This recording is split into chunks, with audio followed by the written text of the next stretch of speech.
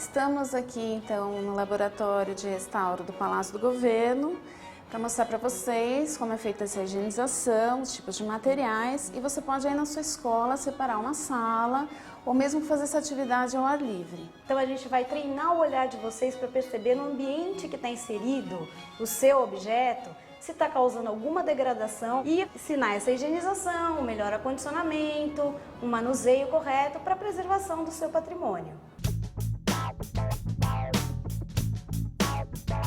Dentre os fatores deteriorantes, que a gente tem vários, a gente destaca o climático, onde a gente tem variações bruscas de temperatura, né, entre temperaturas muito altas e muito baixas, e incidência de luz incorreta, luz natural ou artificial.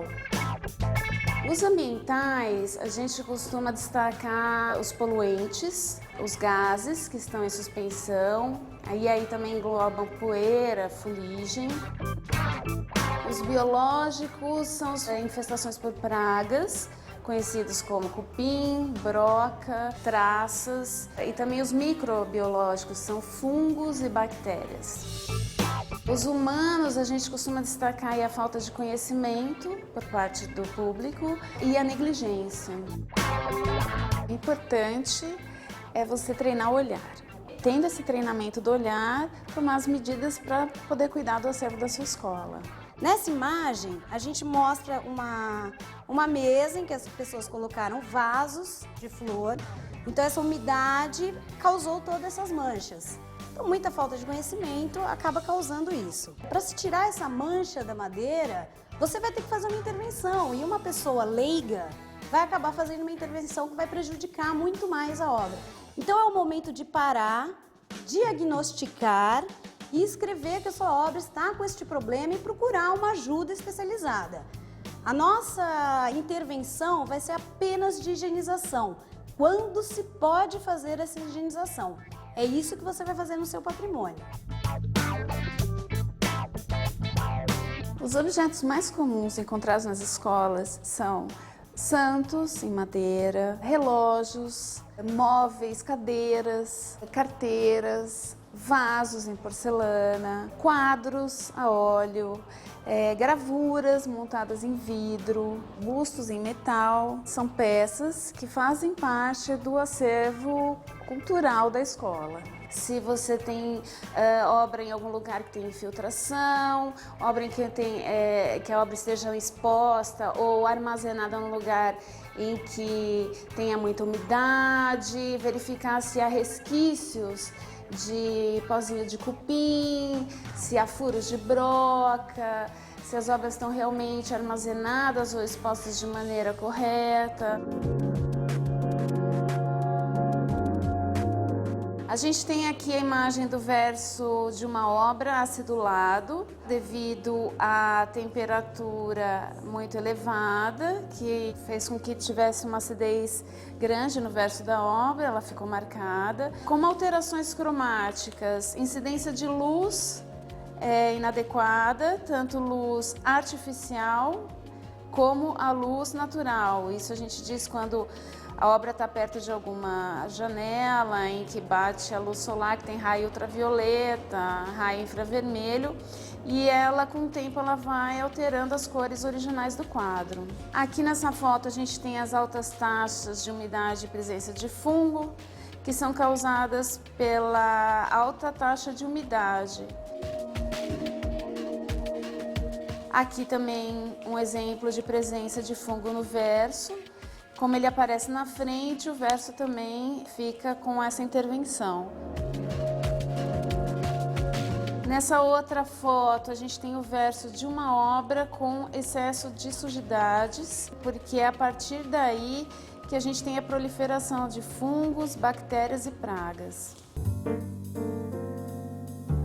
Aqui a gente tem um detalhe de uma pintura, um quadro, onde a policromia, a pintura está caindo. Nessa situação, a gente não pode fazer uma higienização.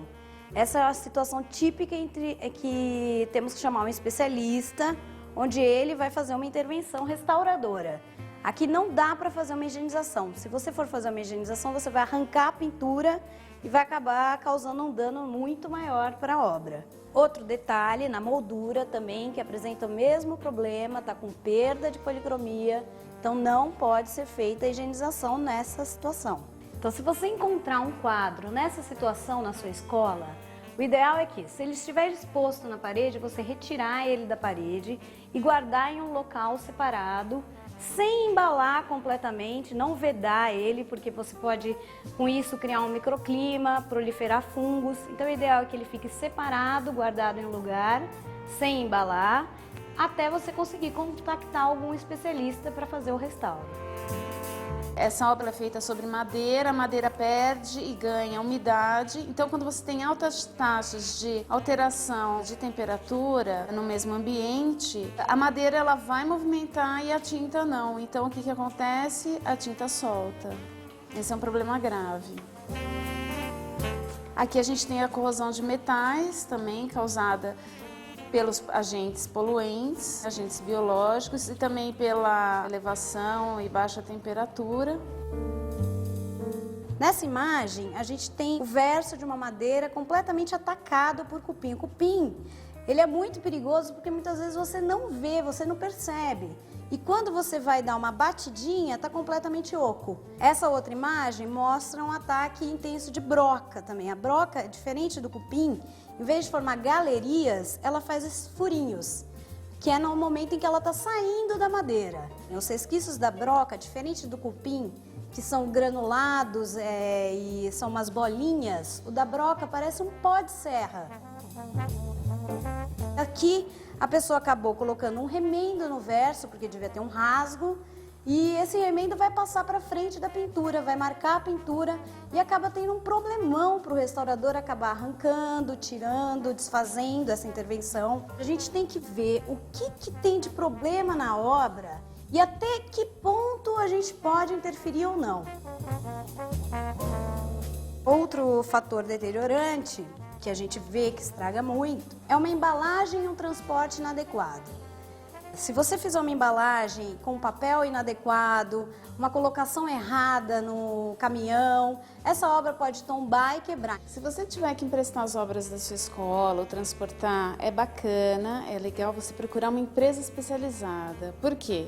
Porque são nos transportes que acontecem os acidentes. É comum as pessoas acharem que eu vou embalar com papel e depois uma fita. Isso não é o adequado. Esse tipo de pensamento leva a danos muito piores.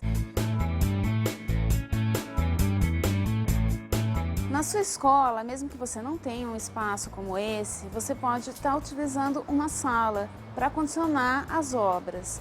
Então, uma sala em que você não tenha janelas que fiquem muito abertas, que você não tenha problema de infiltração, já é um ambiente ideal para você acondicionar as obras que não estão expostas. É importante também ressaltar que na sua escola, se você não tiver esse tipo de acondicionamento, como a gente tem aqui climatizado, você não deixar a obra embalada, ela não pode ficar abafada, ela tem que respirar. A importância também na sua escola, quando você for acondicionar, colocá-los na posição vertical.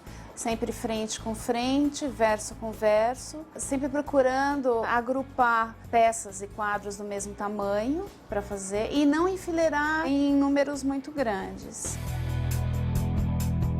A gente geralmente protege a superfície onde as peças mais delicadas ficam acondicionadas em mantas de tafon, ou plástico bolha, ou papel glacine. Se precisar, a proteção de espuma também é importante.